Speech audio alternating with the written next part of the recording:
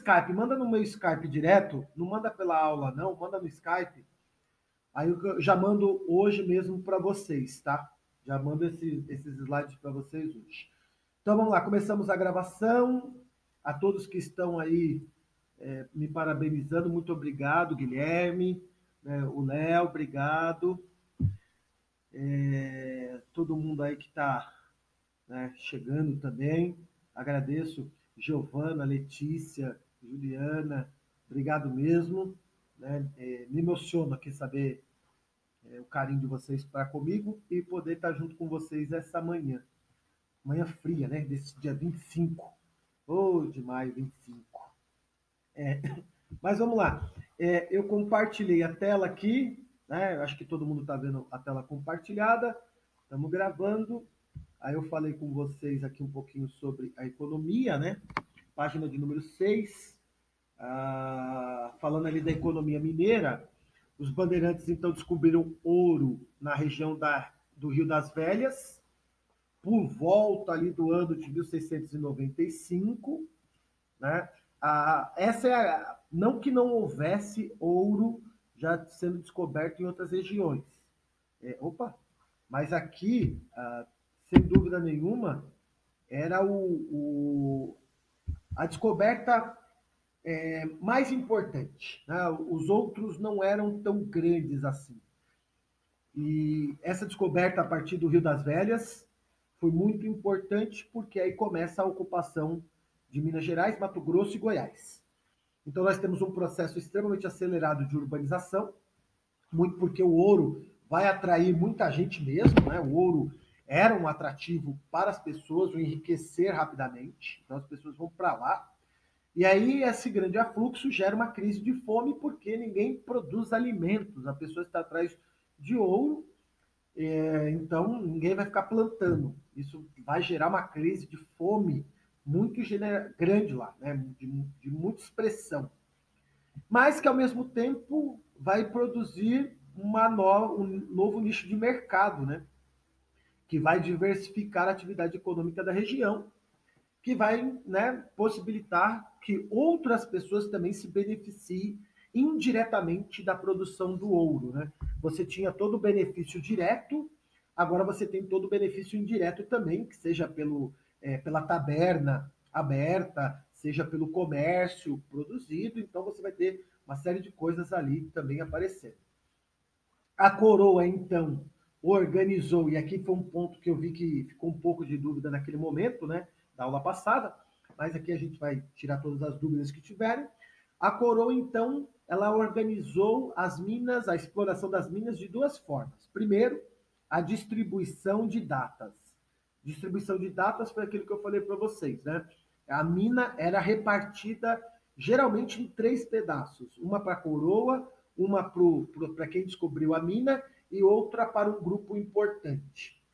Com o tempo vai ficar só 2 datas, né? Quem descobriu e a pessoa importante ali. Isso demarca o quê? A estrutura privilegiada que se tinha os mais ricos ali. Então, logicamente, os aristocratas, os portugueses, todo mundo que vai chegar ali naquela região acaba tendo maior privilégio em contrapartida a quem descobriu uma mina, que geralmente era um pouco mais pobre do que o outro, tá? E aí, para fiscalizar diretamente, nós temos a criação da Intendência das Minas, né? O que era a Intendência das Minas? Isso aqui acho que ficou um pouquinho de dúvida. Intendência de Minas era um órgão da coroa portuguesa instalada nas Minas Gerais para cobrar impostos, fazer a segurança, o policiamento e a justiça social do local. Ou seja, como aquele local era o local mais importante para Portugal, porque tinha a maior riqueza da época, Portugal então faz com que haja um órgão fiscalizador naquela região. Então todas as coisas se passavam pela Intendência das Minas. Tudo bem? Aqui é o órgão que se fiscaliza. Então, o ouro que era explorado nas beiras dos rios a princípio, com a utilização de batedeiras, né? Aquelas, vamos colocar assim, você vai batendo as pedras para ir separando, né? Até uma peneira também. E as fagulhas de ouro eram chamados, então, a princípio, de ouro de aluvião, ouro de rio. Mais tarde se descobriram, então, a exploração das minas, começaram a quebrar as montanhas, né, fazer buraco, até mesmo algumas cavernas entraram, e aí você tem, então, todo um regimento. Por exemplo, se eu descobrisse uma mina, eu precisava ir até esse órgão, a Intendência das Minas, para registrar a mina, né, o local onde achei, né, como é que é essa data, essa distribuição, e aí a Intendência das Minas fazia a distribuição da data. Então, geralmente, eu tenho a mina aqui, né? Ia lá, ela repartia, dava uma parte, né, para alguém importante ali, a outra parte ficava comigo, e dessa parte ainda, né, eu era obrigado a pagar tributos, né? Eu tinha que estar lá sempre pagando esses tributos a eles. Os principais tributos que nós falamos foi o quinto, né, 20% de todo o ouro, né, que ali se tivesse, você tinha que passar para ele, por isso era chamado quinto dos infernos, né, porque você tinha que pagar essa tributação. Tinha a captação, que era um imposto cobrado pelo número de escravos que cada um tinha. Então, quanto mais escravos você tinha, mais imposto você pagava. E, por fim, a derrama, que era a cobrança dos impostos atrasados. Daqui a pouco a gente volta nele ali. 1725, nós temos, então, a instalação da primeira casa de fundição, que já era um projeto antigo das intendências das minas. Porque é o seguinte, a intendência fiscalizava, só que você não sabia se realmente aquele cara tinha te passado os 20% ou não.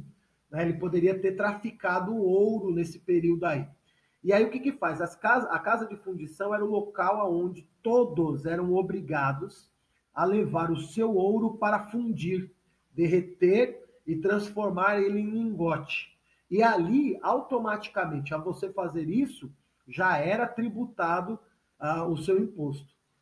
Então, ao fazer a barrinha, que vocês estão vendo aqui, que eu mostrei para vocês, né, já cortava o pedaço dos 20% da coroa e mandava para a coroa esses 20%. Tá? Só para lembrar, aqui estão as datas de cunhamento das barras. Né? Então, era mais ou menos dessa forma que se fazia a cunhagem do ouro descoberto aqui. Esse ouro poderia ser usado tanto internamente quanto externamente. Como o Brasil não tem uma moeda, né, era muito ainda por escambo e tudo mais, o ouro passa a ser uma moeda, principalmente o ouro triturado. Né? Depois eles trituravam o ouro, faziam em saquinhos esse ouro e se pagava com o tempo essa soma de dinheiro.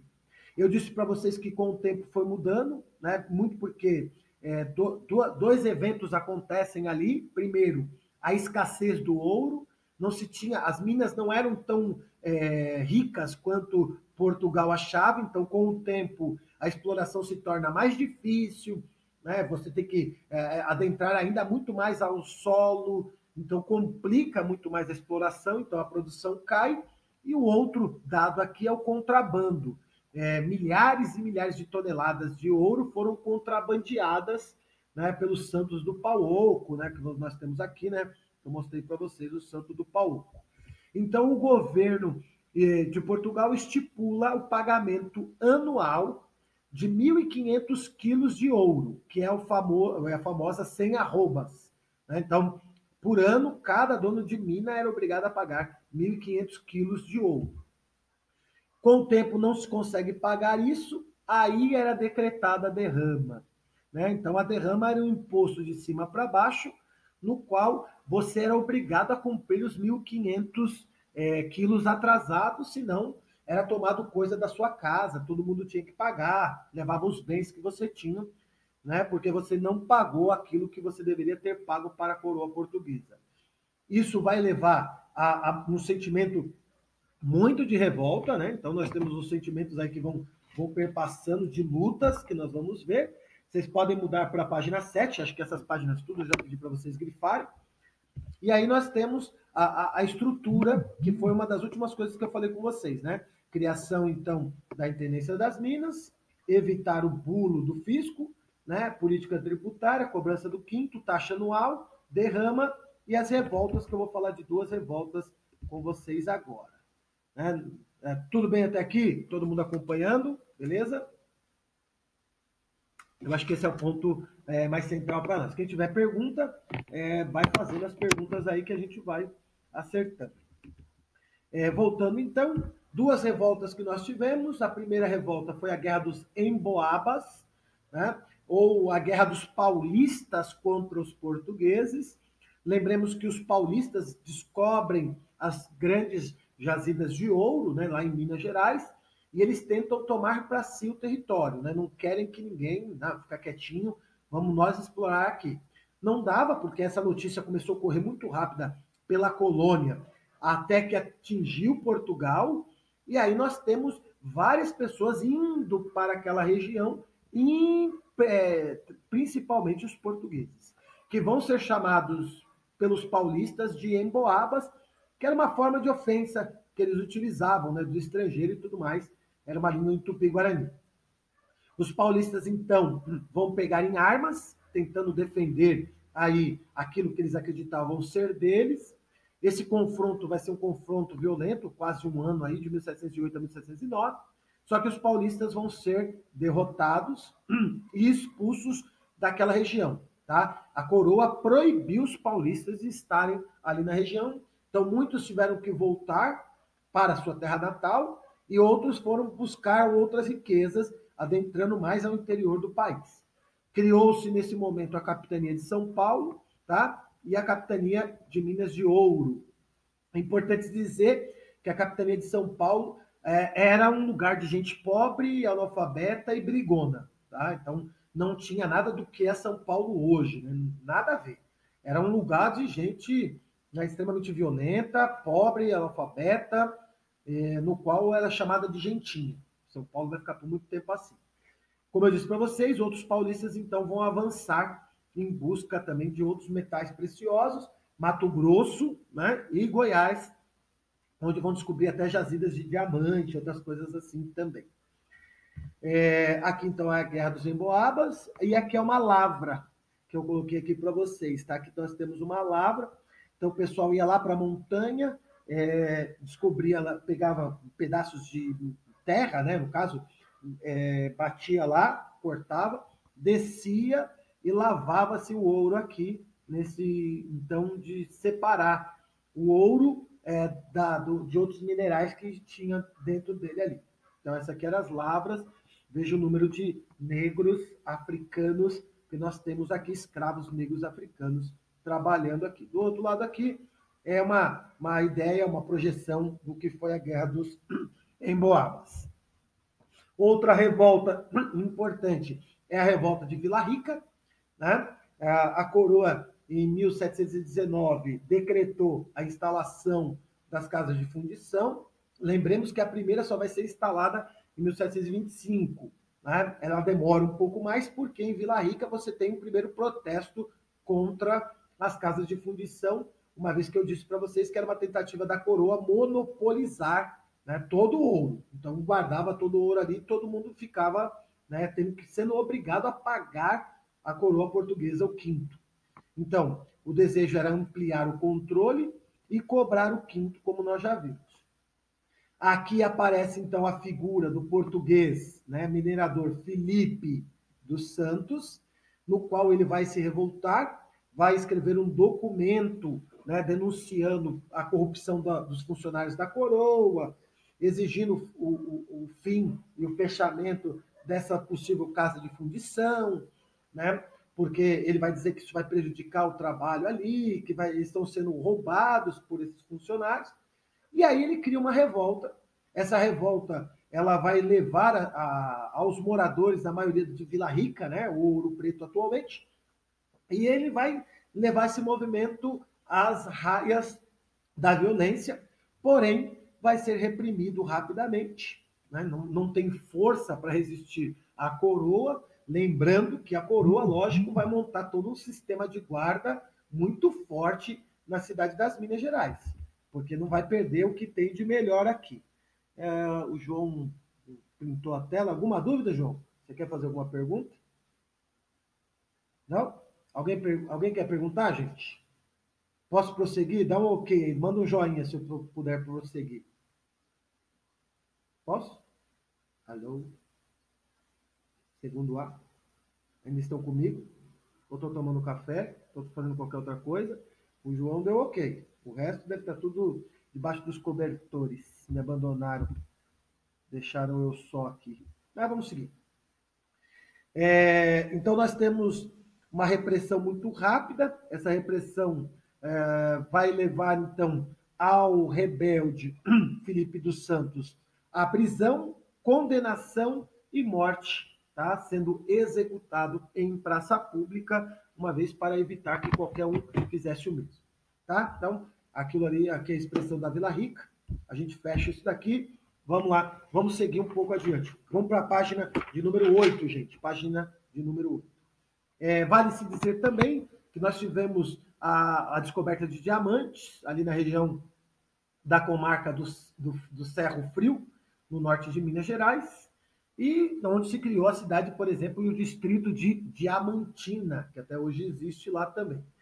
Muito semelhante ao ouro, a coroa portuguesa vai criar a intendência dos diamantes, tinha a mesma ideia, né, que semelhante ali você separar a cobrança daquilo que vai ficar conhecido como a cobrança do quisto, que era uma parte da produção dada também para Portugal, contratos de monopólio, né, aqui era diferente, você deixava, né, o contrato com a pessoa que iria explorar, então era mais restrito do que as minas, né, então o contratador tinha o monopólio da exploração, se eu comprasse o monopólio, quem tivesse lá tinha que ir embora, porque agora o monopólio era meu, tinha que trabalhar para mim. E a real extração, né, depois de 1771, quando a coroa assume a extração de diamantes na própria região. Então, eles queriam dominar aqui tudo mais.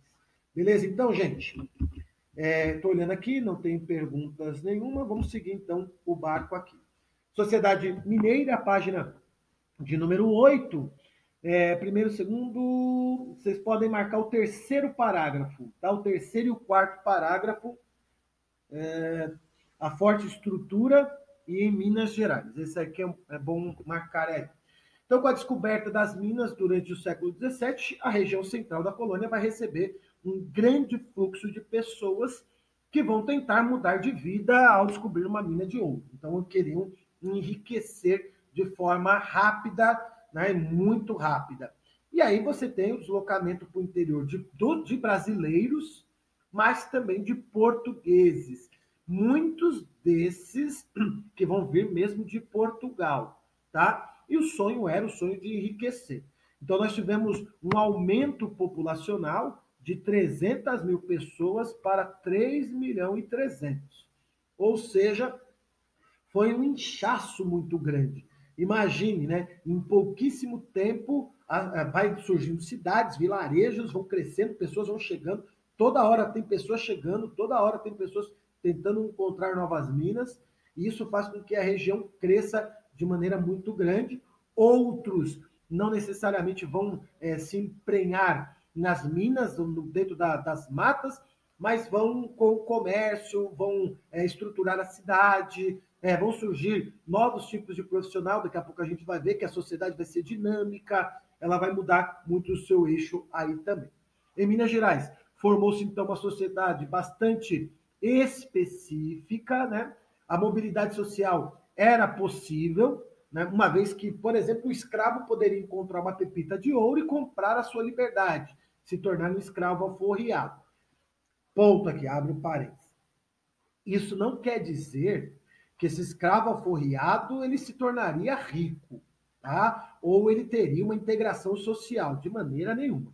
Continuaria ainda assim muito preconceito contra ele, porém ele não seria mais escravo, tá? Fecha parênteses aí. Importante também o papel da mulher. A mulher vai se tornar uma figura muito importante aqui, muito porque ela pode administrar um lugar, um armazém, uma taberna. Famílias, alguns maridos vão embora, né, vão deixar as mulheres sozinhas com os filhos.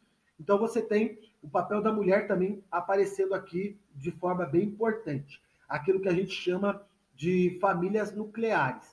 Aqui muda para a sociedade açucareira, tá? Como é que era a sociedade açucareira? Vocês lembram? O senhor do engenho, né?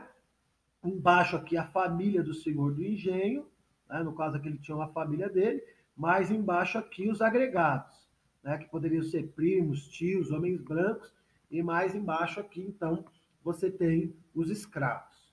Essa era a formação familiar que tinha lá. Agora aqui não, agora aqui a formação é nuclear. É o pai, a mãe e os filhos. Então você tem um núcleo aqui. Então essa é a formação e muda bastante, principalmente a relação que você tem ali. Agora, como afirma a historiadora Laura de Melo Souza, né, apesar de você ter diamantes, apesar de você ter ouro, apesar de você ter uma riqueza sendo produzida naquele lugar, o que imperava na região era a pobreza.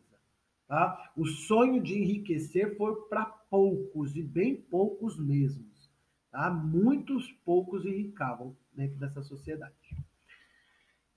Aí na página 8 ainda, vocês podem marcar o último parágrafo. O último parágrafo, então, fala sobre as ordens religiosas, que no restante do Brasil eram muito influentes. Quando eu falo ordens religiosas, eu estou falando jesuítas, apesar que os jesuítas já tinham sido expulsos do Brasil, né? O Marquês de Pombal tinha mandado eles embora. Mas você tem os beneditinos, capuchinos, você tem os franciscanos. Então as ordens religiosas elas eram muito influentes pelo Brasil e não vai ser diferente na região das Minas Gerais, apesar da coroa limitar a participação deles, tá? Ah, mas professor, a coroa também não era católica? Era católica, sim, mas a coroa não queria dividir a riqueza com a Igreja Católica. Lembrem que tinha alguns pagamentos a serem feitos, né? Alguns tributos com a Igreja Católica. Para impedir que esses tributos fossem dados para a Igreja Católica, a coroa então limita a participação deles. Então, diante dessa proibição de criar grandes igrejas na região, apesar que nós temos, até alguma outra consegue aparecer ali, uma região ou outra, na grande maioria que nós temos, são pequenos espaços, capelinhas, né? Nós temos uma ou outra capelinha aparecendo ali na região das Minas Gerais, onde as pessoas se reuniam para rezar o terço, né? Quem já foi para o interior talvez já tenha visto um tipo de capelinha assim. É um lugar muito pequeno, né? Não tem muito glamour. Geralmente fica o altar vai ter um santo ali, a pessoa entra naquele local e acaba fazendo a sua reza, né? A sua oração, as suas preces àquele santo ou a propriamente Deus. As casas mais abastadas, assim como os engenhos, também tinham uma capela, né, que poderia receber a vinda, né, poderia receber a chegada de um religioso, né, de um padre, de um bispo para fazer alguma cerimônia. Somente na central mesmo, né, no caso assim, na parte central, você tinha a igreja matriz ali, aonde então o pessoal ia para comungar, né? Você tinha a igreja central ali, onde o pessoal ia comungar. Na maioria das vezes, a religiosidade era muito particular. Por isso que nós temos um sincretismo muito grande. Porque como você não tem igrejas e padres para estar fiscalizando, as pessoas vão adaptando a religião à cultura que está sendo instalada ali. Então você tem uma mistura da religião indígena, da religião africana, né? Então vai se juntando e vai se criando uma religião católica sincrética muito grande ali.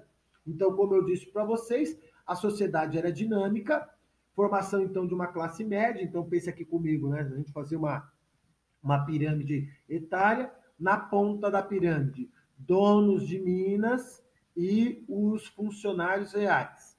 Na parte média aqui, né? Nessa parte média aqui, nós vamos ter advogados, comerciantes, contadores, militares que vão estar ali também. Tá? Então você vai ter uma classe média importante aqui e a base. A base vai estar sendo formada por escravos e homens livres pobres, que podem ser ex-alforriados, né, escravos alforriados, ex-escravos, ou mesmo brancos que não tiveram muita sorte na vida. Então, de certa forma, nós temos uma relativa mobilidade social.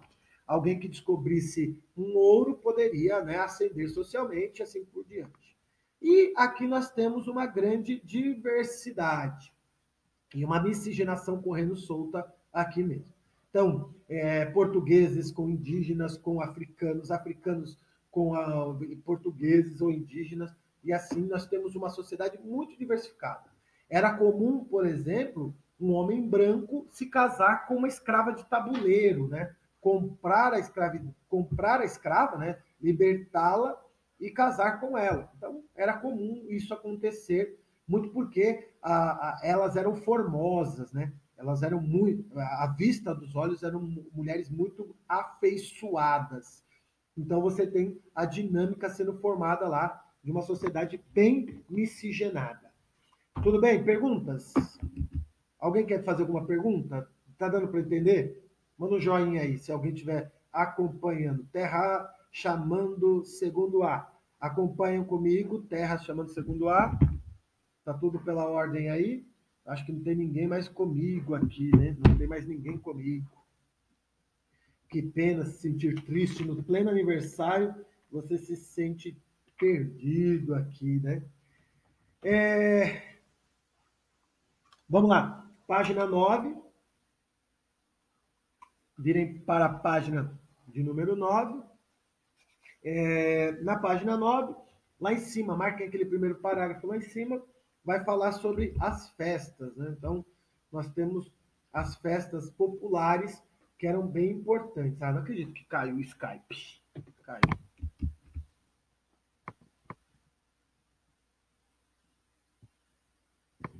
Caiu o Skype. Vamos voltar ao Skype.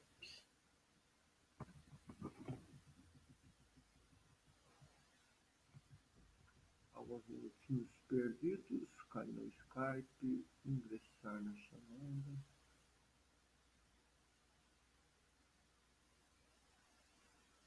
Voltei. Caiu. Caiu o Skype. Vou configurar a câmera agora.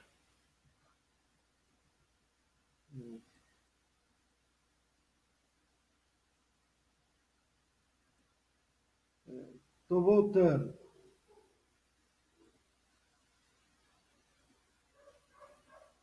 Estou voltando. Voltei.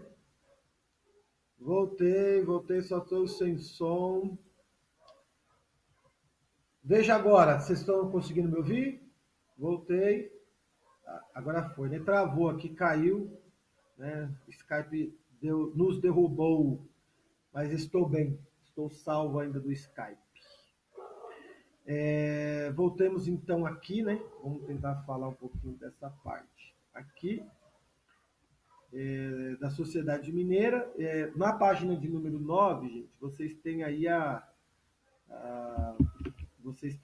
uma representação importante aí também, que é a questão da festa popular, né? Enquanto eu vou subindo aqui, assim como o sincretismo religioso, essas festas populares também eram importantes para a vida em sociedade nessa região. Então era muito comum você ter literalmente aí a participação de negros, né? Era liberado aos negros africanos a participação nessas festas, né? Então eu reproduzi aqui para vocês a imagem. Repare que essa festa aqui, ela vai lembrar muito o carnaval que nós temos, tá? Porta-bandeiras, né? O mestre-sala, né? No caso aqui, o pessoal da bateria, a bateria está aqui, ó, tá vendo? O pessoal da bateria, que eram as festas comuns, né? Essa festa aqui é em homenagem a Nossa Senhora do Rosário e era a única comemoração religiosa autorizada aos escravizados, essa festividade tinha como tempo, passou a incorporar rituais religiosos africanos que foram mesclados também com o catolicismo, que depois vai dando origem aí ao candomblé, né? As diferentes vertentes do candomblé, as diferentes vertentes, mas que também vai lembrar o carnaval, né? Lembrem aí que nós vamos ter depois o carnaval totalmente sendo reproduzidos por eles aí. Na página 9 ainda, vamos continuar, o comércio interno. Nós temos aqui ó, um comerciante, né? Esse aqui é um rico comerciante, tudo bem? Ó? Veja aí que ele está cercado de peles, alimentos, escravos aqui, ó, nós temos escravos aqui ainda também. E o comércio interno vai, de certa forma, também valorizar ou privilegiar algumas pessoas. Então, à medida que as expedições possibilitavam a instalação de povoados no interior da colônia, surgiu a necessidade de se abastecer essas cidades. E isso era feito de maneira muito rudimentar, que era a ideia de você, imagine, você tem que pegar produtos de uma determinada região e levar para outra. Então vamos pensar que aqui nós estamos com a costa brasileira, certo? Rio de Janeiro está mais ou menos aqui, a região das Minas está mais ou menos aqui. Então, o navio chegava, né, o barquinho chegava, né, vindo aqui, trazia as mercadorias. Essas mercadorias, então, elas precisavam ser destinadas até a região e você tinha que caminhar muito tempo. Então, você tinha meio que um atravessador, que era o cara que ia, pegava essa mercadoria daqui e trazia ela até a região central para ser vendida ali. Tá? Então, havia assim, uma certa demora para isso. Porém, como eu coloquei aqui, no entanto, aos poucos, com a ampliação e a extração do ouro, o comércio de abastecimento da região passou a ser extremamente lucrativo. Né? Nós temos dois pontos importantes, né? Rio de Janeiro aqui embaixo e a Bahia mais aqui em cima, né? Que vão marcar os dois centros aí de afluxo para o comércio interno no Brasil. O nome dado a esse tipo de relação foi o comércio de monções. Na página de número 10, acompanhe comigo, vocês têm uma outra imagem, pode grifar o primeiro e o segundo parágrafo, que era essa travessia, né? Era essa expedição que você pegava o produto lá dos portos e levava esse produto até as minas, né? Até as colônias lá. Então, os produtos alcançavam preços elevados nos povoamentos e gerava extremamente riqueza para quem conseguia levar esses produtos. Né? Então, não era barato, muito porque, imagine que você tinha que disponibilizar muitas pessoas, animais, fora todo o perigo que você tem na floresta. Né? Lembra que você vai atravessar rios, você tem animais perigosos como a onça, e cobras e outras coisas mais, e toda a dificuldade de você transportar tudo isso em meio à floresta. Então, o custo final deste produto era meio que elevado, mas valia a pena porque você venderia isso numa região que estava basicamente isolada no centro do país. Né? Então, o comércio de monções se torna extremamente importante.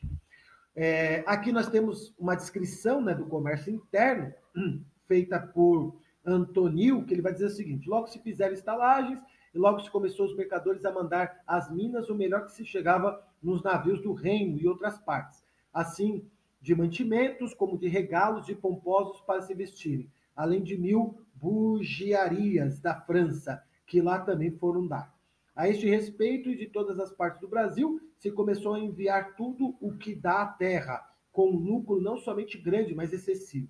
E não havendo nas minas outra moeda mais que o ouro em pó, o menos que se podia e dava para por qualquer coisa era uma oitava, que era uma quantidade de ouro que eles determinavam, né? Um pequeno saquinho assim. Daqui se seguia, então, mandarem-se às Minas Gerais as boiadas de Paranaguá e dos rios das Velhas, as boiadas dos campos da Bahia. Tudo o mais que os moradores imaginassem poderiam apetecer-se de qualquer gênero de coisa natural e industriais, adventícias e próprias. Ou seja, lá estava apenas preso à produção do ouro. Todo o restante vinha de fora, e aí você tem um comércio muito importante, né? O comércio interno. Outro comércio que vale destaque é o comércio de escravizados, né? Vocês vão marcar agora o terceiro e o quarto parágrafo. O comércio de escravizados também muito importante. O escravo era a principal fonte de trabalho. Vale-se dizer também que era uma exploração sem precedentes, tá, gente? Era uma exploração muito grande feita aos escravizados.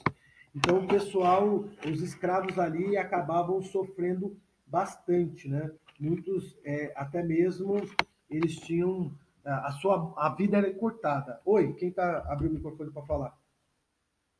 Oi.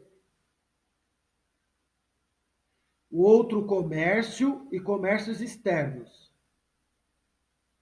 Encontrou? Então vamos lá.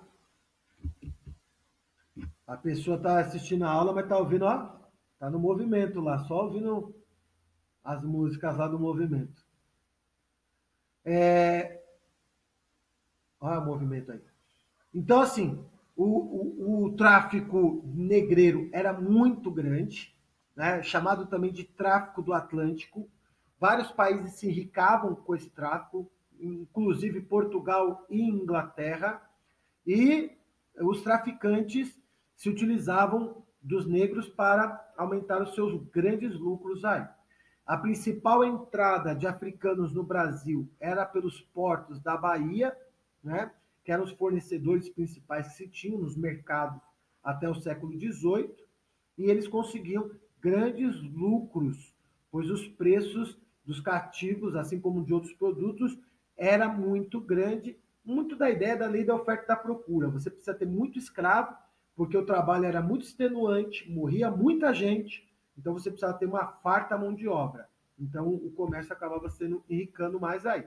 Então o comércio externo e interno literalmente se articulava para o estabelecimento da população mineira, né? Com novas aberturas, principalmente no Rio de Janeiro, porque o Rio de Janeiro também era muito mais perto do que a Bahia, né? Então as mercadorias chegavam com maior velocidade, a competitividade baiana foi abalada e entrou em declínio, e o Rio passa a ser a principal via. Isso é tão importante, gente, se mencionar, que não é à toa que Salvador vai deixar de ser a capital do Brasil e o Rio de Janeiro vai se tornar a capital do Brasil, tá? Muito pela essa proximidade que o Rio tem com Minas Gerais. Enquanto o Rio, então, se definia como uma estrada de africanos para o Sudeste e o Sul, Salvador continuou, de certa forma, abastecendo Goiás e Mato Grosso, mas não no mesmo teor e na mesma proporção que o Rio tinha. Então, o Rio vai se tornando aí mais importante. Aqui é um mercado de escravos, né? São duas expressões de mercado de escravos, onde eram leiloados os escravos negros africanos que vinham para o Brasil, né? São imagens aqui, ó. Se você reparar, repare, ó, essa aqui está com a boca aberta, né? Quanto mais dentes um negro africano tinha em sua boca, mais valioso ele era, porque era considerado saudável e uma série de coisas aí também. Tudo bem? Finalizando aqui, vocês podem virar para a página de número 11. Vamos lá falar da cultura, coisa que eu não vou adentrar muito, porque já estudamos isso, né? Vocês também já viram isso com a professora Magda. Mas, de novo, a religião era um instrumento muito forte. Página 11, vocês podem marcar o segundo parágrafo, que é o barroco, o terceiro parágrafo, que os portugueses, tá? O quarto parágrafo, a intensa religiosidade, e o último, da arquitetura. Então, segundo, terceiro, quarto e o último. Então, é importante se dizer forte religiosidade, tá? E uma religiosidade sincrética, como eu já disse para vocês, muito misturada, a religião dos negros africanos, a religião também ainda dos poucos indígenas que lá estavam, com um catolicismo muito popular. Era um catolicismo, como eu disse para vocês, como não tinha muitas igrejas na região, impedidas pela coroa portuguesa, O catolicismo que se tem lá é um catolicismo popular. As pessoas pouco conhecem de teologia, pouco conhecem de Bíblia, e o dia a dia vai sendo compostos aí pela tradição, pelos mitos, pelas culturas.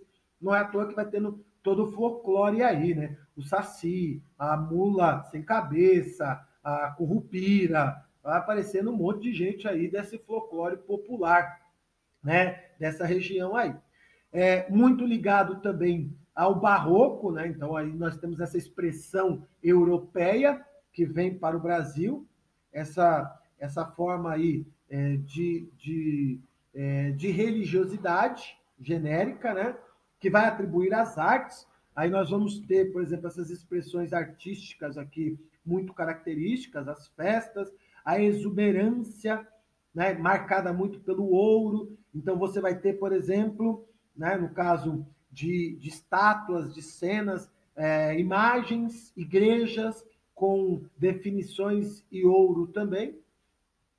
E outros artistas que vão se destacar, como Antônio Francisco Lisboa, o Aleijadinho, que vai fazer, por exemplo, a obra dos 12 Apóstolos de Pedra Sabão. Hoje elas estão no museu, né? Não ficam mais expostas ao tempo, mas Aleijadinho faz para ficar exposta ao tempo. E na literatura, Tomás Antônio Gonzaga, né? Que vocês conhecem muito bem aí, que já estudaram com a professora Magna as obras que nós temos nessa região. Beleza, meus queridos? Alguma pergunta, né, para se fazer? Perguntas? Oi, alô? Alguma pergunta?